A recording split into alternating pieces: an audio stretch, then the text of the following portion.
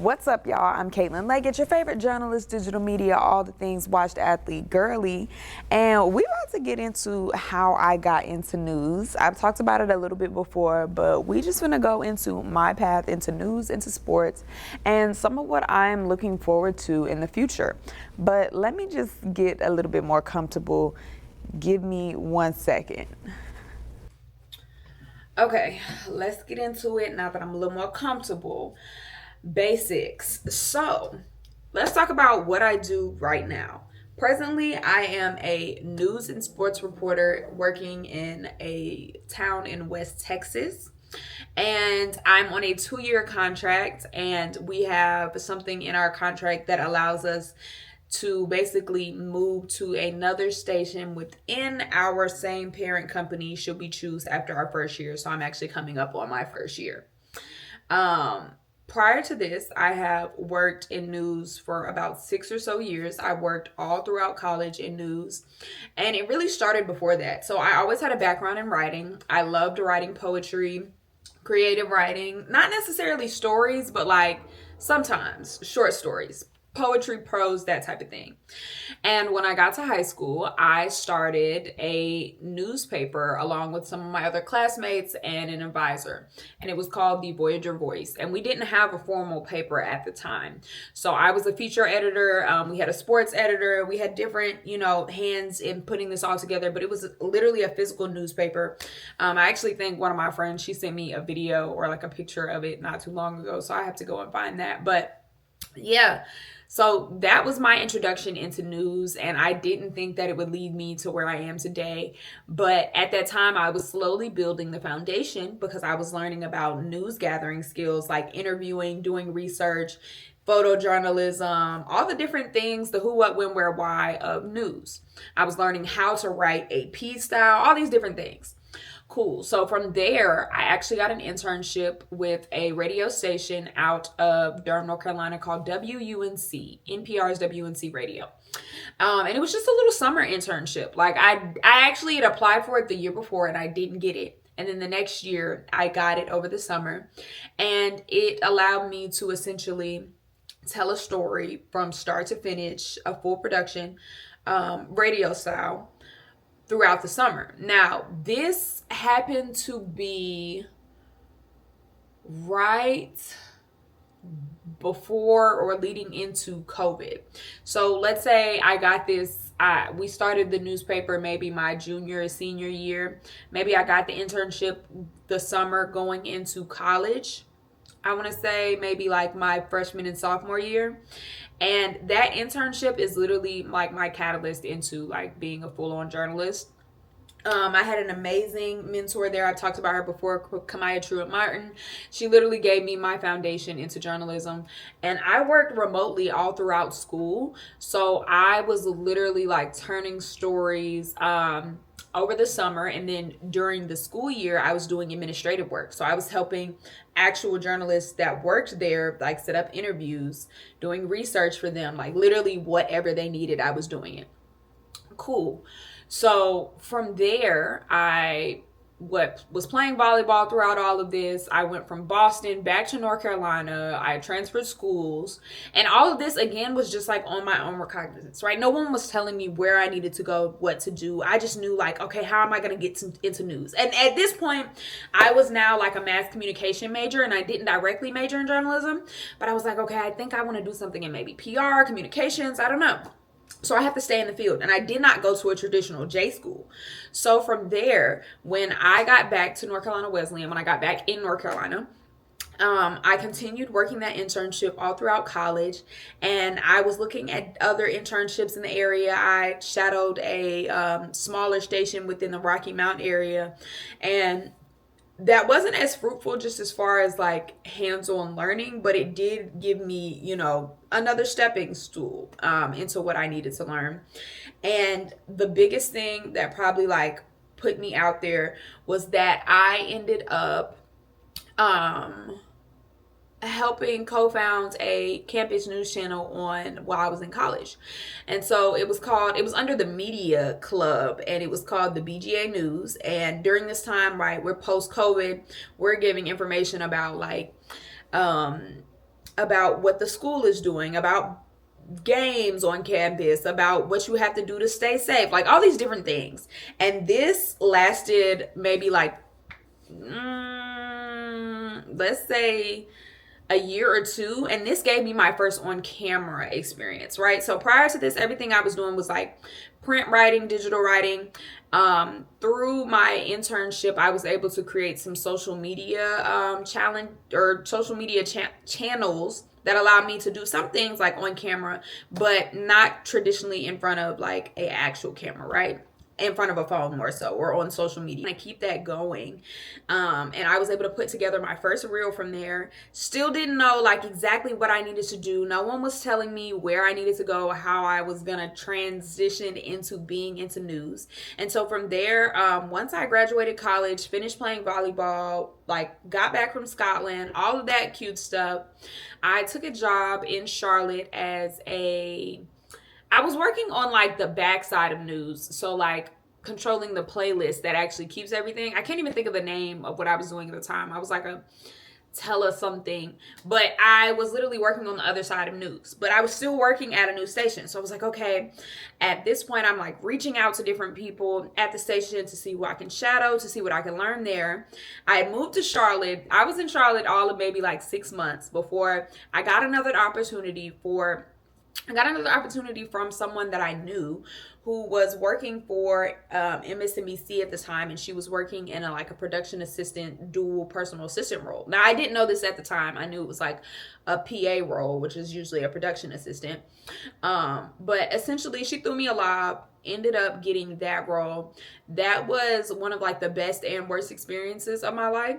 It got me to DC, which is where I needed to be, okay? Like DC has been my thrive city for sure. It got me around news, which is also where I needed to be. It put me in the space to meet all of these different people. The experience in itself was not the most positive thing, right? And editorially, like I wasn't learning on that front, but I was just learning about how news looked, and I was at a network level. So you know, that was just like it was a jarring experience for me because it gave me a lot of perspective on life, but also just like the business of news and how things can operate.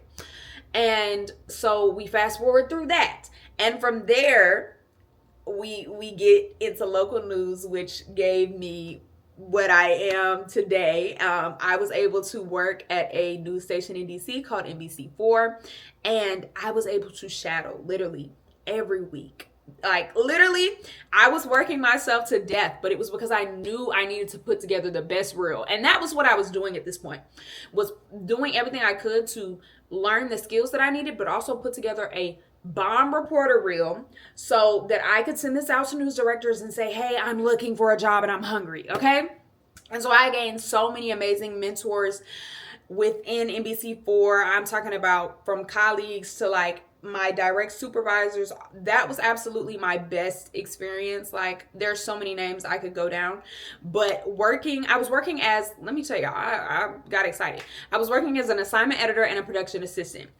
So on the weekends, I was an assignment editor, and during the week, I was a PA, and I was really able to go back and forth where they needed. So that was literally what got me like my boots on the ground. This is what journalism is. This is how it works. And that literally gave me the best experience. Like literally, experience is the best teacher. And that right there gave me what I needed. That taught me how to put together a reel, how to talk to police officers, how to talk to politicians, local officials, athletes, actors, literally anything that you could think of. I was putting my hand in it so that I could get the experience and so that I could have the film for my reel. And that right there, baby, I used all of that, literally submitted all of those different things. And that is how I got my reporter reel that got me my job here in Texas today. So a very like roundabout way of doing things. Like I did not go from point A to point B. Like I went from A to Z to then back to B. You know, like it wasn't a linear journey, and there were a lot of like ups and downs. But I think that all in all, I needed all of it. Like I keep saying that experience was literally my best teacher, and I'm so grateful for all of my teachers along the way. And I'm so grateful for all of the experience because it literally gave me the skills and the tools that I needed to be in the field that I am today, to be the journalist that I am growing into today. So I say all that to say, right, writing was my background, but we move. And I know all of this was a really like rapid fire, like going through everything, but that's really like how life is sometimes, right? You end up in these spaces that you don't expect. You go through these things that you definitely don't expect, right?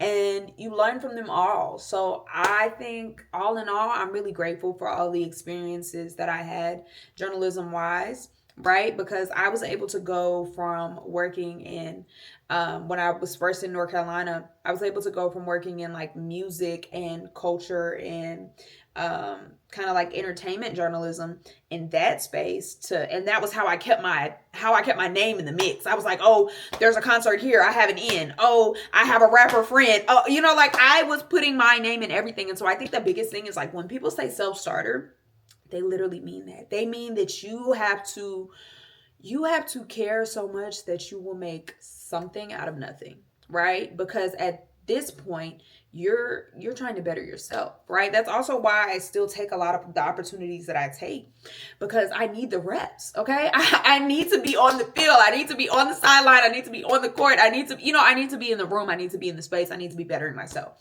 So I was able to go from like entertainment, music journalism to working in sports, while, in the midst of like just covering different things. I forgot that during all of this, I was literally getting my master's. Okay. I was getting my master's. I did do that, in that space and time. I forgot. I actually just blanked on that. During that space and time when I was living in Charlotte and then transitioning into DC, I was getting my master's and I was working specifically on like covering a lot of sports. I didn't get it in sports specifically. I got it in broadcast journalism because I wanted to be able to do both. But I focused on sports. So I covered the Charlotte Hornets literally every home game. And then when I got to DC, I was covering like the Washington Spirit. I was covering the Go-Go. I was like literally anywhere that I could get in, I was getting in. So I say this to say I was literally making all of these like things happen for myself. No one was doing it for me. No one was telling me what to do. And there was a lot of uncertainty. And there was nothing affirming that decision other than, okay, we move. We complete it and we move. We complete it and we move. Like, and sometimes that's just how it is. So yeah, like I said, not a linear journey. Definitely not A to B, A to Z to B to 6 to 7 to 8. Okay. Like, yeah. And we're still in the midst of that. And so I think it's interesting now. I don't necessarily know what it is that I'm looking forward to, right? I have all of these different overlapping hobbies and interests, right? So like I play football, but then I'm also working on a flag football documentary. And then like I cover football, obviously, for work, like all of these different things that overlap, but like I don't know exactly what it is. But when I complete a new task, I feel fulfilled. I feel like I'm on the right journey. So I don't think that I know exactly what it is that I'm looking forward to, right? I have a year left in my contract, so I plan on finishing that strong. But a part of me wants to just exhale, and I feel like I can't do that. So I don't know exactly. But we're working and we're still moving, okay? We're still going.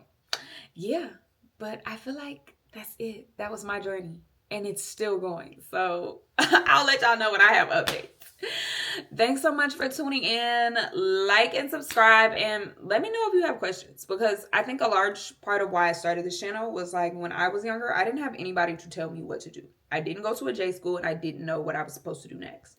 And I'm not saying that I can tell you what to do next, but I can tell you what I did, right? I can tell you what worked and I can tell you what didn't. I can tell you what things I would not do again and what things I would have done sooner, okay?